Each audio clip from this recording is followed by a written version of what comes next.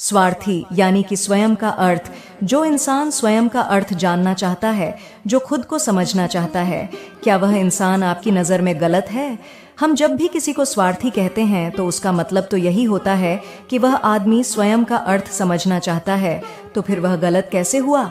स्वार्थी शब्द दुनिया की नज़र में, समाज की नज़र में एक अलग ही नज़रिए से समझा जाता है। अक्सर हम अपने आसपास ऐसे बहुत से लोगों को देखते हैं जो स्वभाव से बहुत अच्छे प्रतीत होते हैं, यानी कि सब लोगों की मदद करते हैं, सबसे अच्छा व्यवहार रखते हैं। लेकिन इसके साथ हमने यह भी देखा होगा कि ऐसे लोग जो स्वभाव के अच्छे होते हैं, दूसरों की मदद करते हैं, वह दुखी भी ज्यादा रहते हैं, और जो लोग स्वार्थी होते हैं वह फलते फूलते चले जाते हैं। तो ऐसे में परमात्मा की सत्ता पर उंगली उठाना निश्चित है। लेकिन अगर यह सत्य है तो हमें कौन सा मार्ग अपनाना चाहिए? क्या हम भी दूसरों के जैसे बन जाएं? पता नहीं आप में से कितने लोग यह मानते हैं कि अच्छे लोग जीवन में बहुत दुखी रहते हैं, लेकिन इसके पीछे का सत्य क्या है? अगर हम इसके पीछे का सत्य नहीं जानेंगे, नहीं पहचानेंगे, तो कहीं ना कहीं हमारा अवचेतन मन भी बुराई की तरफ झुक जाएगा। इसीलिए अपने मन में ऐसे विचार पनपने से पहले इस बात की पूरी सच्चाई, पूरा निष्कर्ष निकाल लें, ताकि भविष्य में आपको अपने अच्छे होने पर पश्चाताप ना हो, दुख ना हो। आज की जो बौद्ध कहानी मैं आपको सुनाने वाला हूँ, उसमें आपको 5 ऐसे तरीके पता चलेंगे जिसके माध्यम से अगर आप कर्म करते हैं तो आप अच्छे कर्म भी कर पाएंगे और दुखी भी नहीं होंगे। एक गांव में आनंद नाम का एक युवक रहता था। उसका भरा पूरा परिवार था। उसके 2 बच्चे थे, उसकी पत्नी थी, लेकिन उसके माता पिता इस दुनिया से चल बसे थे। इसीलिए पूरे परिवार की जिम्मेदारी उसी के कंधों पर थी। बच्चे अपनी पढ़ाई करते थे और उसकी पत्नी अपने घर गृहस्थी के कामों के साथ सारा गाय, भैंस, बकरी इत्यादि का दूध बेचकर अपना घर चलती थी, और आनंद पहाड़ में पत्थर तोड़ने का काम करता था। मेहनत भरा काम था। पूरे दिन काम करता तो रात को थक कर घर पर वापस लौटता। लेकिन इतनी मेहनत करने के बाद भी अगर आनंद को गांव का कोई भी आदमी मदद के लिए बुलाता तो आनंद कभी भी नहीं करता था। उसके जीवन का एक ही सिद्धांत था, अगर मैं दूसरों की मदद करूंगा तो परमात्मा मेरा साथ देंगे, परमात्मा मेरे साथ कुछ बुरा नहीं होने देंगे। आनंद अपने इस सिद्धांत का पालन बहुत ही कड़ाई के साथ करता था।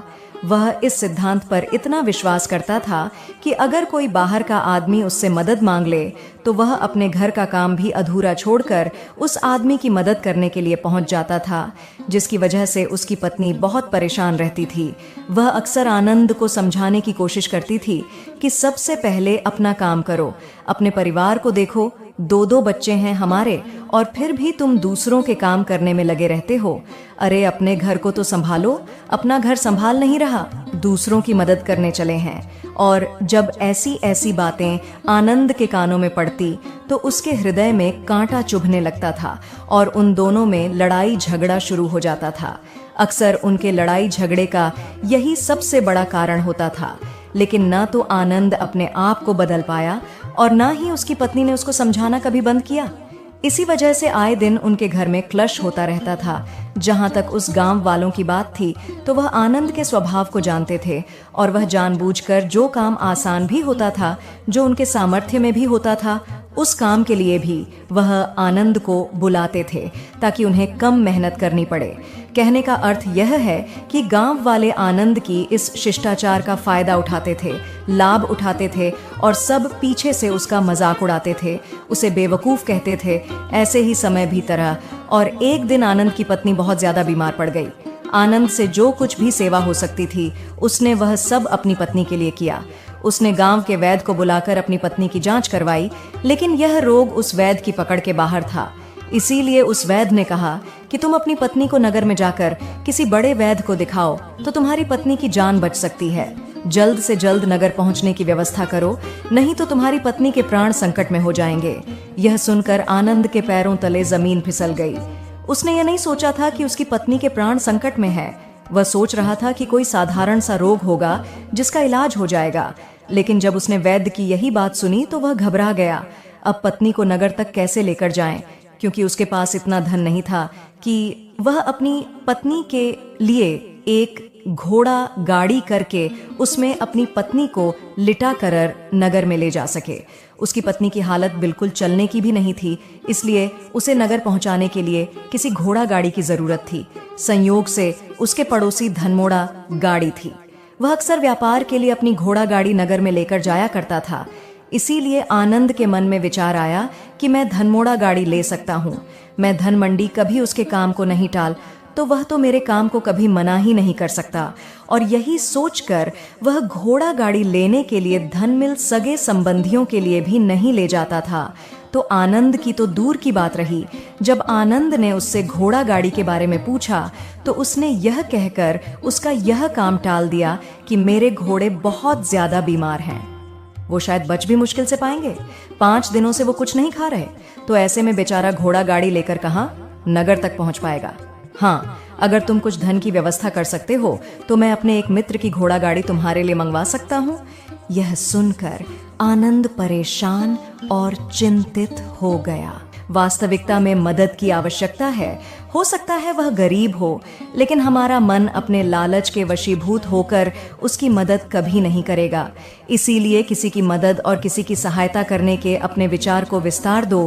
केवल एक प्रकार के वर्ग के लिए अपनी सहायता या अपनी मदद पेश मत करना। उन सब के लिए समान होनी चाहिए। जरा सोचो, एक तरफ तुम्हारा मित्र हो जिसके पास धन है, संपदा है, और दूसरी तरह कोई गरीब औरत हो जो भूखी बैठी हुई है। तुम्हारा दोस्त तुमसे कहता है कि यार आज तो खाने के लिए अच्छे अच्छे पकवान मंगवा लो बाजार से, और दूसरी तरफ वह औरत तुमसे 2 सूखी रोटी मांग रही है, तो तुम किसकी मदद करोगे? कौन मदद का हकदार सबसे पहले है? सबसे पहले हमारा कर्तव्य बनता है कि उस औरत की भूख मिटाए, लेकिन अक्सर इंसान ऐसे नहीं सोचता। वह अपने दोस्त को तो खिला देगा, उसको तो बाजार से बहुत महंगी वस्तु मांगा के दे देगा, लेकिन किसी गरीब को उसकी भूख मिटाने के लिए पैसा या धन नहीं देगा।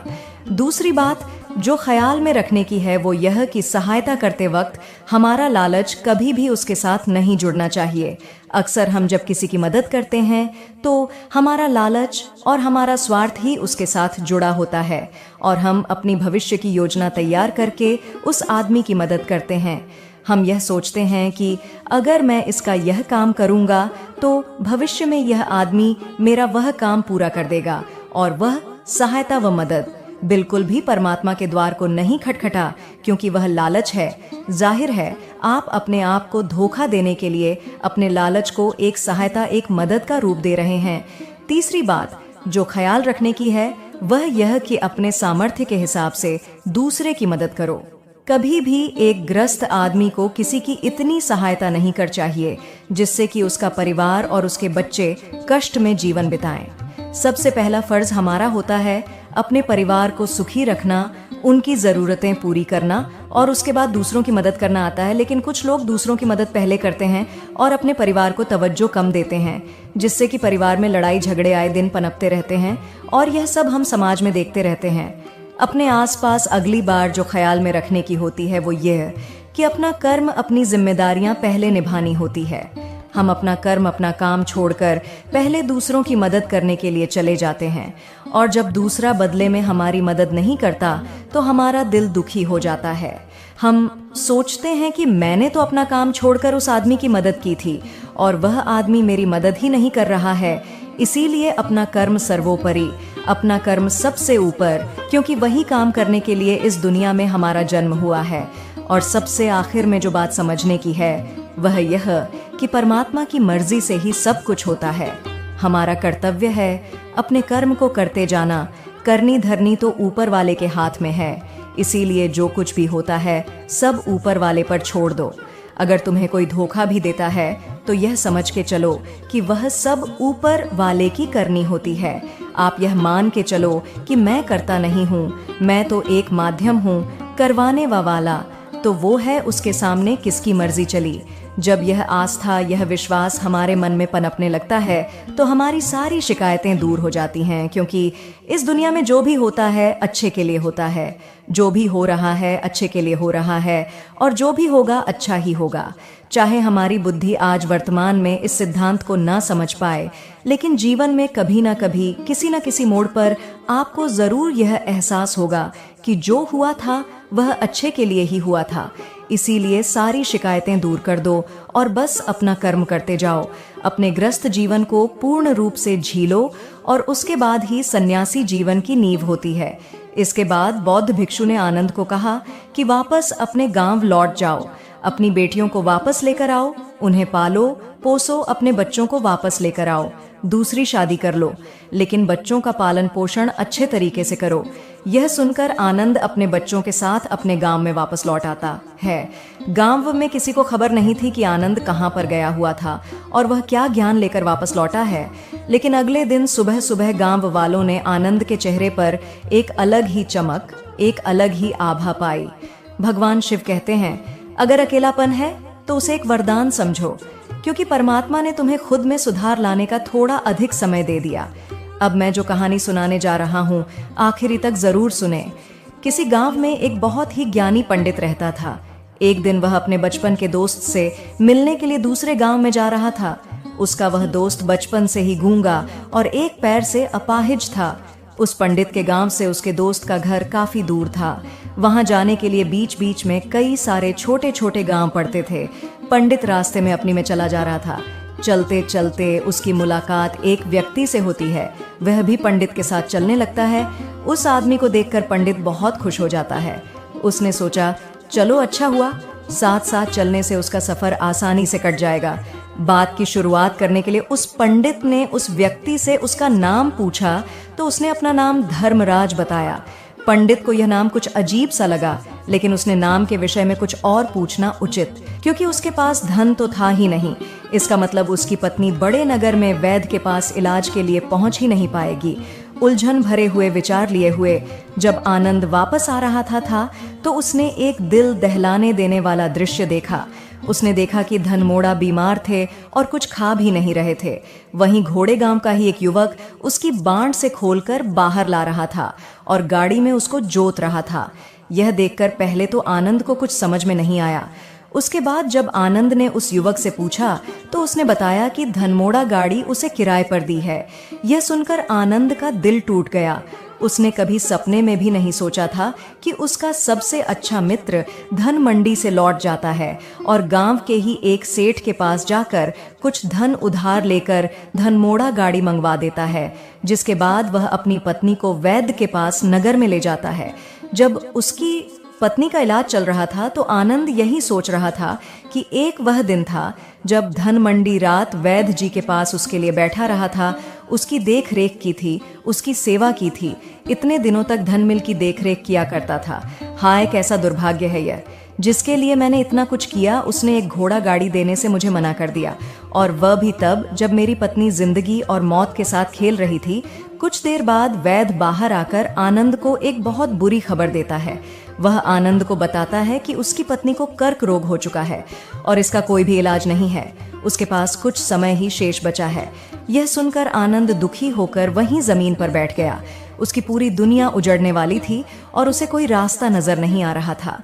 कुछ समय बाद उसकी पत्नी चल बसी और अब दोनों बच्चों की जिम्मेदारी उसके कंधों पर आ गई थी। लेकिन यहाँ पर आनंद के सारे सिद्धांत टूट चुके थे। उसके सारे भ्रम खत्म हो चुके थे। अब उसके दिमाग में एक ही बात थी कि अच्छा कर्म करने से परमात्मा साथ नहीं देता, बल्कि बुरे लोग फलते फूलते हैं। और इस बात का मैं सबसे बड़ा गवाह हूँ। यह विचार अक्सर उसके दिमाग में चलते रहते थे और इसी वजह से उसका मन धीरे धीरे संन्यस्त हो गया। देश दुनिया से दूर हट गया और एक दिन ऐसा भी आया जब वह अपने बच्चों को अपने रिश्तेदारों के पास छोड़कर इस देश दुनिया को त्याग कर एक सन्यासी बनने के लिए घर से निकल पड़ा। उसने गांव में किसी को कुछ नहीं बताया। किसी को नहीं पता था कि आनंद अचानक कहाँ गायब हो गया। सन्यास की दीक्षा लेने के लिए वह एक बौद्ध भिक्षु के पास पहुंचता है। बौद्ध भिक्षु उस समय ध्यान में बैठे हुए थे। ध्यान से बाहर आने के बाद वह बड़े ध्यान से आनंद के चेहरे को देखते हैं और उससे सन्यासी बनने का कारण पूछते हैं। इस पर आनंद उन्हें अपनी पूरी आपबीती सुना देता है और कहता है कि हे महात्मा, इस दुनिया से मुझे कुछ भी हासिल नहीं हुआ। मेरा मन इस दुनिया से विरक्त हो चुका है। जब अपने दोस्तों ने ही मेरा साथ नहीं दिया तो इस दुनिया में रहने का क्या मतलब, और इसी वजह से मैं सन्यासी बनना चाहता हूँ। यह सुनने के बाद बौद्ध भिक्षु ने उपदेश देना शुरू किया। उन्होंने कहा कि याद रखना बेटा, जीवन से विरक्त होकर सन्यासी बेना तुम्हें परम सुख तक कभी नहीं पहुंचा सकता, परमानंद तक कभी नहीं पहुंचा सकता। तुम दुनिया से अपने मन पर एक बोझ लेकर विरक्त हुए हो, तुम दुनिया से परमात्मा की खोज करने के लिए विरक्त नहीं हुए हो। इस भ्रम में कभी मत रहना तुम संसार से विरक्त हुए हो, क्योंकि संसार ने तुम्हें धोखा दिया, ऐसा तुम्हें लगता है। इसीलिए तुम परमात्मा पर कभी विश्वास नहीं कर पाओगे और ना ही उन पर अपनी पूर्ण आस्था बना पाओगे। इसीलिए सन्यासी होने का भी तुम पूरा लाभ कभी नहीं उठा पाओगे। सन्यासी होने का लाभ तब मिलता है जब हमारी प्रभु में, परमेश्वर में, परमात्मा में पूर्ण आस्था बन जाती है। मैं तुमसे पूछता हूँ, क्या तुम्हारी आस्था परमात्मा में है? यह सुनकर आनंद कहता है कि हे महात्मा, मैं तो दुनिया देखकर आया हूँ कि जो बुरे कर्म करता है वह फलता फूलता है, और जो अच्छा काम करता है उसे कुछ भी नहीं देता। परमात्मा उसे दुख ही दुख देता है। इसीलिए मैं परमात्मा पर अपनी पूर्ण आस्था कैसे बना सकता हूँ? यह सुनकर उस बौद्ध भिक्षु ने कहा कि यही तो मैं तुम्हें समझाना चाहता हूँ कि तुम पूरी ऊर्जा अपनी सन्यासी जीवन में लगाओ और उसके बाद भी तुम्हें फल प्राप्त ना हो तो तुम्हें कैसा लगेगा। इसीलिए किसी की भी मदद करने के लिए मैं 5 सिद्धांत तुम्हें बताता हूँ। ये 5 सिद्धांत समझकर संसार में वापस लौट जाओ और संसार में एक ग्रस्त जीवन जियो। उसके बाद ही सन्यासी जीवन का उदय होता है। जब हम अपने ग्रस्त जीवन को पूर्ण रूप से समझ लेते हैं और अपनी जिम्मेदारियों का निर्वाह कर देते हैं। यह कहकर बौद्ध भिक्षु ने कहना शुरू किया कि जब भी तुम किसी की सहायता करते हो, किसी की मदद करते हो, तो उसमें सबसे पहली बात, सबसे पहला सिद्धांत जो ध्यान में रखने का होता है वह होता है कि किसी की मदद करते वक्त, किसी की सहायता करते वक्त कभी भी उससे उम्मीद मत रखना। यह मत सोचना कि आज मैंने इसकी सहायता कर दी, मदद कर दी, तो कल बदले में यह भी मेरी सहायता करेगा, मेरी मदद करेगा। अगर तुम ऐसा सोचोगे तो तुम्हें जीवन में दुखों का सामना करना ही पड़ेगा, क्योंकि एक नहीं तो दूसरा, या दूसरा नहीं तो तीसरा, कोई ना कोई तुम्हारी उम्मीद जरूर तोड़ेगा। और वास्तविकता में वह मदद या वह सहायता यथा नहीं होती है, वह हमारे लालच का ही एक रूप होता है। हम उसकी सहायता या मदद निर्भर तरीके से नहीं कर रहे हैं। हमारे मन में लालच का भाव है, हमारे मन में बदले का भाव है। हम यह सोचकर मदद करते हैं कि इसकी मदद कर देता हूँ तो कल यह मेरा भी मदद करेगा। और यही लालच हमें अक्सर उन लोगों की मदद करने पर विवश करता है जो किसी न किसी रूप में धनवान होते हैं, क्योंकि हमें लगता है कि कल यह आदमी धन के द्वारा मदद कर सकता है। और इसीलिए जिस इंसान को, नमस्कार मेरे प्रिय बच्चे, कैसे हो तुम? आज का यह संदेश सुनकर तुम्हारे पैरों तले जमीन खिसक जाएगी। तुम सोच भी नहीं सकते कि तुम्हारे जीवन में आज क्या बड़ा बदलाव आने वाला है। बेटा, तुम्हारे घर पर एक व्यक्ति ने भूत छोड़ दिया है। यह वही व्यक्ति है जिसने तुम्हें पीछे से नुकसान पहुंचाने का प्रयास किया है, लेकिन अभी भी समय है इसे रोकने का। अगर तुमने अभी कदम नहीं उठाए तो बाद में मौका नहीं मिलेगा। प्रिय बच्चे, महादेव के आशीर्वाद से मैं तुम्हें यह बताने आया हूँ कि तुम्हारे हर कार्य सफल होंगे, लेकिन इसके लिए तुम्हें कुछ जरूरी कदम उठाने होंगे। सबसे पहले तुमको यह समझना होगा कि यह स्थिति क्यों कोशिश की, लेकिन महादेव जी की कृपा से तुम सुरक्षित हो सकते हो। अब सबसे पहले तुम्हें क्या करना है मेरे प्रिय बच्चे? सबसे पहले तुम्हें महादेव जी का ध्यान करना है। अगर तुमको महादेव जी पर पूरा विश्वास और भरोसा है तो अभी 108 टाइप करो और हर हर महादेव का जयकारा लगाओ। यह संदेश महादेव जी की कृपा से तुम्हारे जीवन को बदल देगा। महादेव जी का विस्तार से बताऊंगा कि कौन कौन सी गलतियां तुम्हें रोकनी होंगी। अगर तुमने यह गलतियां की तो तुम्हारे लिए आगे की राह मुश्किल हो सकती है। मेरे प्रिय बच्चे, यह समय तुम्हारे लिए सबसे महत्वपूर्ण है। महादेव जी का आशीर्वाद तुम्हारे जीवन के हर पहलू में बदलाव लाने वाला है। तुम्हारे हर कार्य में सफलता होगी, तुम्हारा जीवन खुशियों से भर जाएगा। अब तुम्हें केवल एक चीज करनी है, महादेव जी पर पूर्ण विश्वास रखना और ध्यान लगाना। अगर तुम यह संदेश सुन रहे हो तो अभी 108 टाइप करें और हर हर महादेव लिखें, ताकि तुम्हारे जीवन में महादेव जी की कृपा हमेशा बनी रहे। प्रिय बच्चे, अब तुम्हें सबसे पहले यह समझना है कि इस परिस्थिति में क्या करना जरूरी है।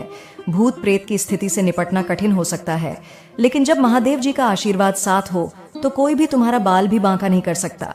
सबसे पहला कदम यह है कि तुम अपने घर में सकारात्मक ऊर्जा को बनाए रखो।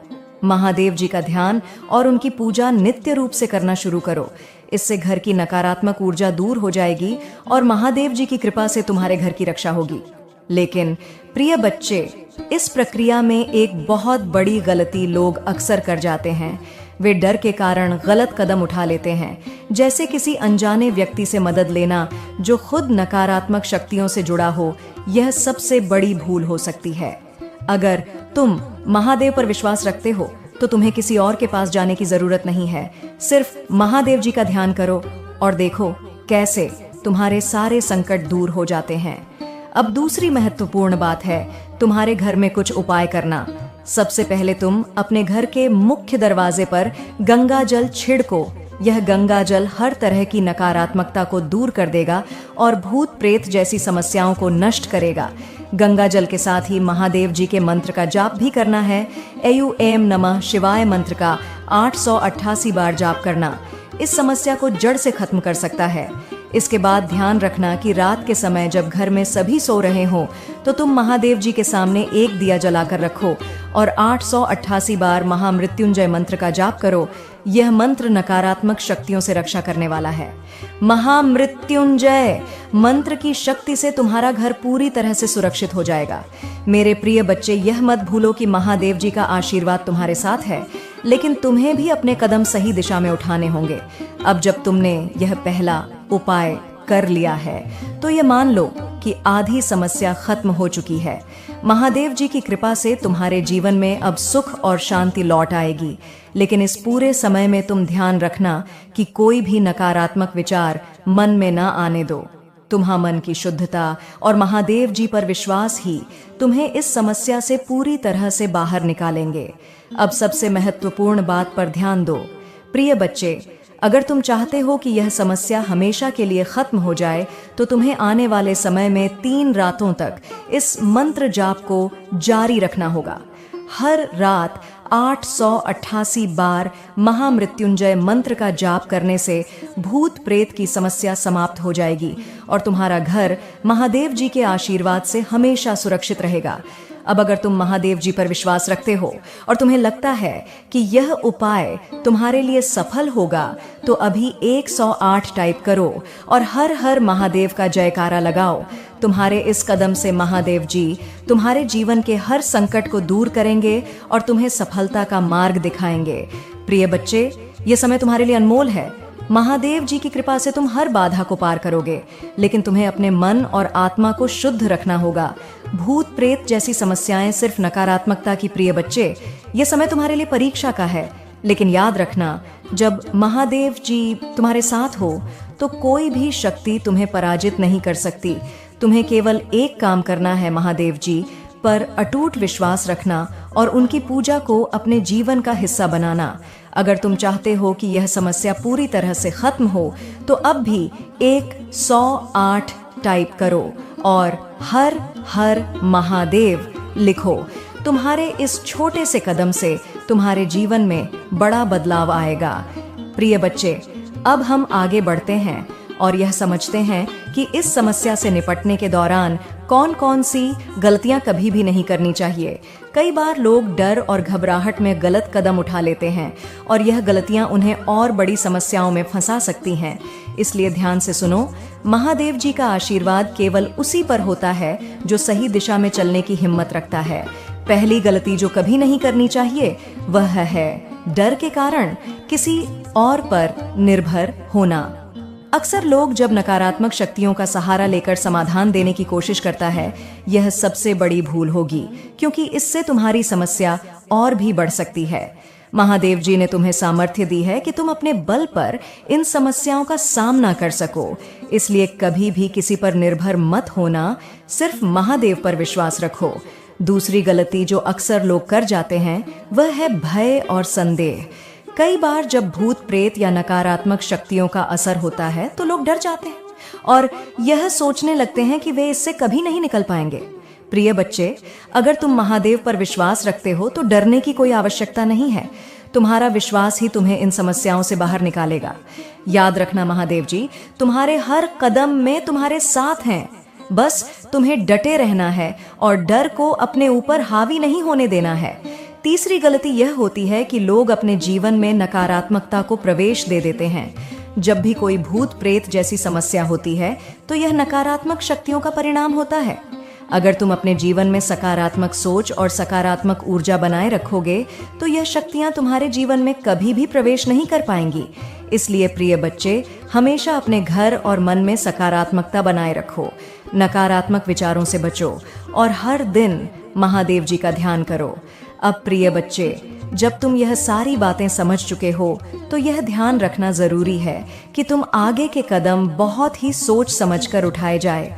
महादेव जी का आशीर्वाद तभी तुम्हें पूरी तरह से मिलेगा जब तुम इन गलतियों से बचोगे और अपने जीवन में सकारात्मकता को बनाए रखोगे। अब एक और महत्वपूर्ण कदम पर ध्यान देना है। महादेव जी के आशीर्वाद से तुम्हें अपने घर और परिवार की सुरक्षा के लिए कुछ उपाय करने होंगे। एक बहुत ही सरल उपाय है, रुद्राक्ष को अपने साथ रखना। रुद्राक्ष की शक्ति से तुम्हारा मन शांत रहेगा और तुम्हारे आसपास की नकारात्मक शक्तियां दूर हो जाएंगी। अगर तुम चाहते हो कि यह समस्या हमेशा के लिए खत्म हो जाए तो रुद्राक्ष की माला पहनना शुरू करो और महादेव जी का ध्यान करते रहो। इसके साथ ही गंगा जल का छिड़काव करते रहो। गंगा जल की पवित्रता नकारात्मक ऊर्जा को खत्म कर देती है और तुम्हारे घर को सुरक्षित रखती है। अगर तुम्हें लगता है कि तुम पूरी तरह से सुरक्षित हो गए हो तो यह मत भूलना कि तुम्हें यह उपाय नियमित रूप से करते रहना है। नकारात्मक शक्तियों को हमेशा के लिए दूर करने के लिए इन महादेव जी का